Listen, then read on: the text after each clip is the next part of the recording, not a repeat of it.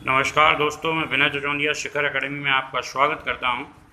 और भूगोल के पठारों में से एक नया भाग लेकर आया हूं, पूर्वी पठार। देखिए मित्रों, हम लोग उच्च भूमि पठार पढ़ चुके थे, उसके 5 भाग भी हम लोग पढ़ चुके थे।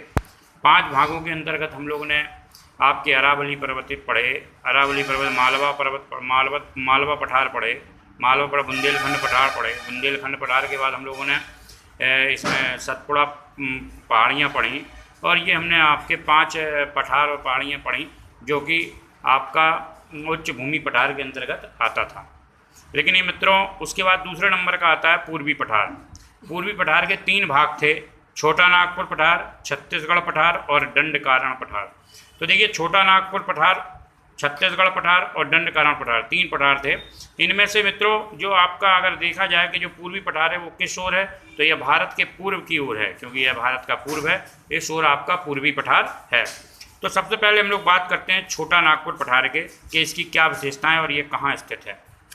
देखिए, छोटा नागपुर पठार, देखिए मित्र, छोटा नागपुर पठार जो है यह झारखंड राज्य में पड़ता है, और इसे खनिज का हृदय कहा जाता है, क्योंकि भारत में अगर सबसे अधिक खनिज कहीं पाया जाता है तो वह आपका झारखंड में पाया जाता है, छोटा नागपुर पठार पर पाया जाता है। यह खनिज का हृदय इसी कारण कहा जाता है क्योंकि यहाँ पर भारत में सबसे ज़्यादा जो भी खनिज की प्राप्ति होती है वो छोटा नागपुर पठार से होती है। खनिज हृदय के कारण इसमें 2 मुख्य अयस्क पाए जाते हैं, एक लोह अयस्क, एक कोयला अयस्क। इनका यहाँ पर भंडारण है झारखंड में, छोटा नागपुर पठार पर।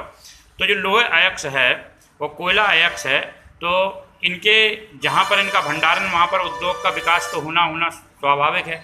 तो इन्हीं दोनों कारण यहाँ पर उद्योग का विकास होता है।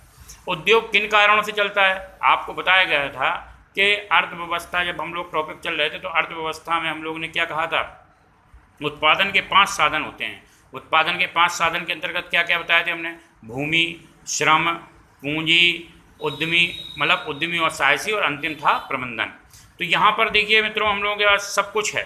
उद्योग लगाने के लिए आपका भूमि है, पूंजी है, उद्यमी एवं साहसी है, और प्रबंधन, चारों चीज़ें, लेकिन श्रम नहीं है।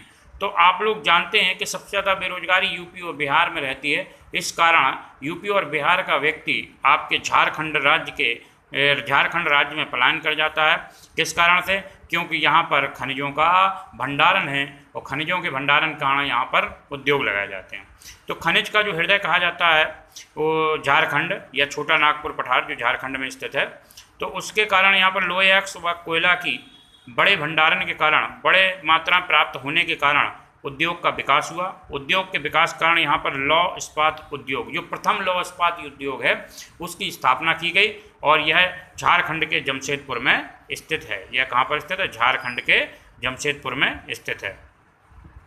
अब देखिए, झारखंड के जमशेदपुर में कौन सा कारखाना स्थित है? लौह इस्पात उद्योग। देखिए, इसी क्रम को आगे बढ़ाते हुए हम लोग अगर देखें तो सबसे पहले बात करते हैं छोटा नागपुर में जमशेदपुर जो है, जमशेदपुर है, यहाँ पर अभी हम लोगों ने देखा कि जमशेदपुर कहाँ पर है।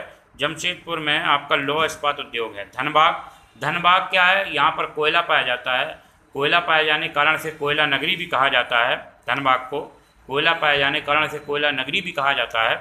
और धनबाद, आपने सुना होगा कि यहाँ पर पेट्रोलियम का रिसर्च सेंटर भी है धनबाद में।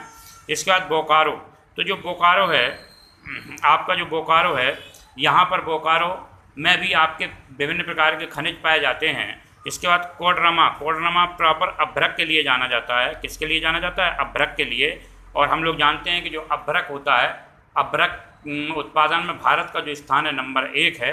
तो पूछ सकता है कि कौन जगह पर अभ्रक आपका पाया जाता है सबसे अधिक, तो कोडरमा, झारखंड, छोटा नागपुर पठार।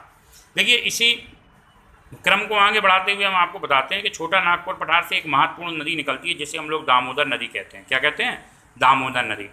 इस दामोदर नदी पर एक परियोजना है डीवीसी, जिसे हम लोग दामोदर वैली कॉरपोरेशन के नाम से जानते हैं। और इसी दामोदर नदी पर एक बांध है जिसे हम लोग पंचेत बांध कहते हैं, जो कि आपका पश्चिम बंगाल व झारखंड के बॉर्डर पर स्थित है। यानी पश्चिम बंगाल और झारखंड के बॉर्डर पर पंचेत बांध जो स्थित है वह किस नदी पर है? दामोदर नदी पर। देखिए, दामोदर नदी से हमें कोयले की प्राप्ति होती है, और दामोदर नदी से कोयले की प्राप्ति होने के कारण इसे हम लोग रूर नदी कहते हैं। क्या कहते हैं? रूर नदी। देखिए, ये लिखा है रूर नदी।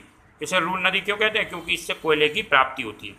अच्छा, कोयले की रूर नदी, इसलिए जर्मनी में एक नदी है रूर नदी, जर्मनी में एक नदी है रूर नदी, जो कि विश्व में सबसे अधिक कोयले की प्राप्ति उस नदी से होती है। इसलिए भारत की रूर नदी किसे कहा गया आपका? दामोदर नदी को, क्योंकि भारत में कोयले की प्राप्ति किस नदी से होती है? दामोदर नदी से। तो इसे भारत की रूर नदी भी कहा जाता है, क्योंकि इस नदी से कोयले की प्राप्ति होती है। इसी में देखिए, आपको मैंने इतनी चीज़ें आपको बता दी हैं कि आपका जो छोटा नागपुर पठार है कहाँ कहाँ कैसे विस्तरण है और क्या क्या है, ये सब चीज़ें मैंने आपको बताई हैं। तो ये आज आपका जो छोटा नागपुर पठार का टॉपिक था, इसके अंतर्गत वह ख़त्म हुआ। और देखिए, मैं इसको और क्लियर कर दे रहा हूँ, जिससे आप लोग इसको नोट कर लें। ये लीजिए, अब इसका आप लोग स्क्रीनशॉट ले सकते हैं और क्लियर कर सकते हैं।